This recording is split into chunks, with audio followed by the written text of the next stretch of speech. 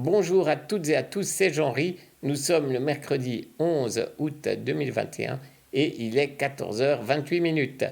Je vais regarder où en est ma fortune dans cette aventure.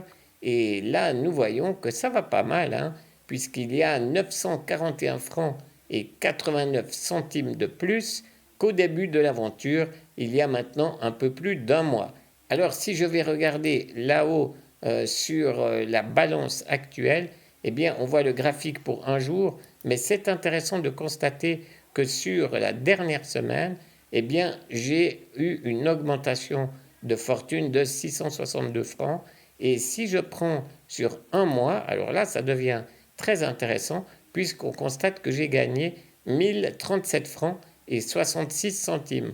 Mais alors, comment est-ce possible, allez-vous peut-être me demander, d'avoir gagné 1037 francs alors que nous sommes partis à 4000 francs et que nous constatons que le solde actuel n'est pas de 5037 francs?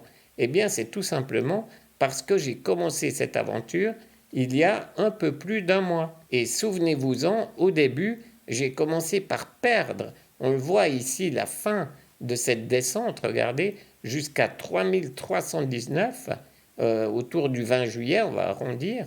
Et si je prends le graphique sur une année, on voit aussi ce début d'aventure avec d'abord la mise des 4000 francs de départ, ensuite une descente de près de 700 francs avant de remonter. Donc forcément, si on prend un point tout en bas du trou ici, le 20 juillet, eh bien, on verra une augmentation plus importante que si on prend un point de départ ici. Donc ce sera très intéressant de regarder un graphique sur un mois comme celui-ci, mais ceci le 20 août. Ça veut dire que nous partirons d'ici en bas plutôt que d'ici et nous aurons donc encore ce bénéfice en plus, pour autant bien sûr que la courbe continue son ascension et j'espère que ce sera le cas car pour l'instant eh bien ça fait plutôt plaisir et je me réjouis de passer la barre des 5000 francs. J'espère qu'on pourra faire une vidéo tout bientôt à ce sujet. Voilà, je ne voulais pas en dire beaucoup plus aujourd'hui. Je vais peut-être juste encore aller vérifier si mes CHSB que j'ai achetés lors de la dernière vidéo sont bien arrivés sur mon compte d'épargne CHSB. Et oui, on constate ici que dans le Yield Wallet, c'est-à-dire le compte d'épargne en CHSB, il y a maintenant un peu plus de 1000 francs suisses.